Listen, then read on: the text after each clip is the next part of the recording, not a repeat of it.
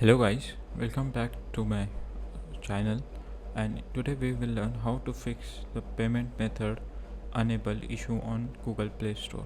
If you are unable to use your payment method, don't worry, here is how to fix it quickly.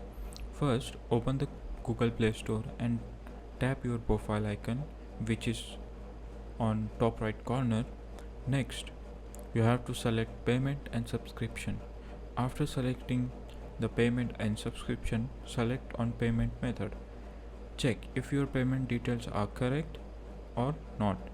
Update them, or if the payment details are not correct, then you can update them and add a new payment method. If the issues persist, log into your bank account and check if your card is blocked or restricted.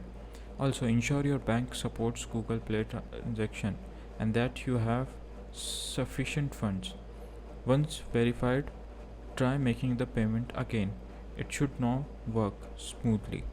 If this video helped to you, please subscribe to the channel.